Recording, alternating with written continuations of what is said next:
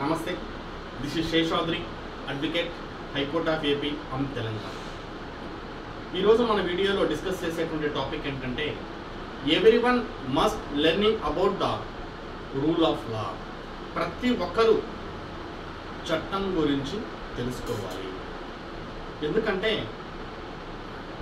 Everyone living the society, ప్రతి ఒక్కరూ సమాజంలో నివసిస్తున్నామండి. ఒక సామాన్యమైనటువంటి మనిషి దగ్గర నుంచి ఒక టీచర్ కానివ్వండి, ఒక ఇంజనీర్ కానివ్వండి, ఒక డాక్టర్ కానివ్వండి, ఏ గవర్నమెంట్ ఎంప్లాయీ కానివ్వండి, ఎటువంటి పని చేస్తున్నటువంటి వ్యక్తి అయినా కూడా ఈ సమాజంలో మనం ఉన్నాం. కాబట్టి చట్టం గురించి ప్రతి ఒక్కరికి తగినంత అవగాహన అనేటువంటిది తప్పనిసరిగా ఉండాలండి. నేను టీచర్ని, నాకు చట్టం గురించి అవసరం లేదనుకుంటే నువ్వు టీచర్ అయినా, ఇంజనీర్ అయినా, డాక్టర్ అయినా, ఎవరైనా కూడా సమాజంలోనే ఉన్నాం. ఈ సమాజంలో బ్రతకాలి అంటే చట్టం గురించి తెలుసుకోవాలి.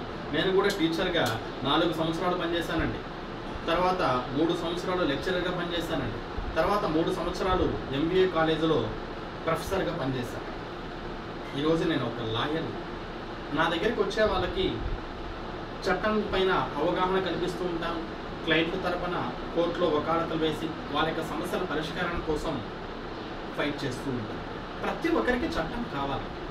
అసలుకి కొంతమంది నేను టీచర్ని, నాకు చట్టం గురించి బాగా తెలుసు అని అనుకుంటూ ఉంటాడు. కానీ అతడికి లాయర్ అంటే, అడ్వకేట్ అంటే డిఫరెన్సే తెలియదు. లాయర్ని అడ్వకేట్ అంటారు, అడ్వకేట్ని లాయర్ అని పిలుస్తూ ఉంటారు. అసలుకి లాయర్ అంటే ఏంటంటే ఎవరైతే LLB చదువుతూ ఉంటారో, లేకపోతే చదువు కంప్లీట్ అయిపోయి ఉంటుందో వాళ్ళని లాయర్ అంటారు. LLB కంప్లీట్ అయిన తర్వాత స్టేట్ బార్ అసోసియేషన్లో ఎన్రోల్మెంట్ తన పేరును చేసుకోవాలి. తర్వాత ఆల్ ఇండియా బార్ ఎగ్జామినేషన్ని పాస్ ఎవరైతే అవుతారో వాళ్ళే అడ్వకేట్. వాళ్ళు తన క్లయింట్ తరపున కోర్టులో వకాలత వేయగలరు. అప్పుడే సంపూర్ణమైనటువంటి ఒక లాయర్గా తయారవుతారు. అది కాకుండా నేను LLB చదివేశాను లాయర్ అనుకుంటే కష్టం. కాబట్టి దీని మధ్య ఉన్న వ్యత్యాసాన్ని తెలుసుకోవాలి. కాబట్టి మనకు తెలియకుండానే అనేక ప్రాబ్లమ్స్ని ఫేస్ చేస్తూ ఉంటాం. సపోజ్ మనం ఒక చోట నివాసం ఉన్నామండి.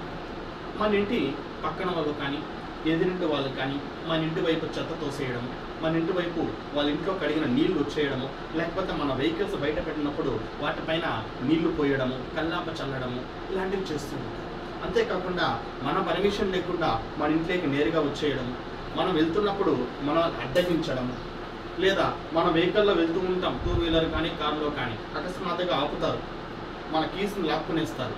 ఇటువంటి సమస్యలు ఎదురవుతుంటాయి. అటువంటప్పుడు మనం వెంటనే 100 కాల్ చేయాలి.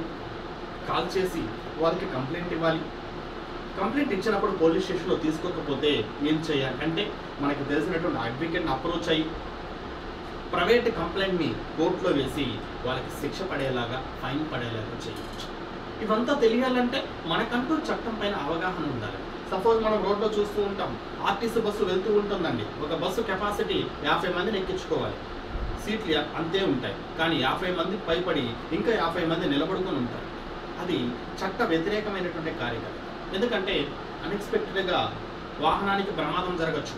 అప్పుడు అక్కడ ఉన్నటువంటి ప్రయాణికులు మరణించవచ్చు, గాయాల పాలవచ్చు. అప్పుడు ఆ వెళ్తున్న బస్సుని ఎక్కడైనా ట్రాఫిక్ పోలీస్ ఆపచ్చు. RTO ఆపి ఆ బస్సును కూడా సీజ్ చేయడానికి కూడా అవకాశం ఉంటుంది. ఇదంతా మనకు తెలియాలంటే చట్టం గురించి మనకు తెలుసుకోవాలి. కాబట్టి చట్టం గురించి తగినంత ఇన్ఫర్మేషన్ని మనం తెలుసుకొని 10 మందికి తెలియజేసినప్పుడే ఈ సమాజంలో సురక్షితంగా జీవించగలుగుతాం. Okay, thank you.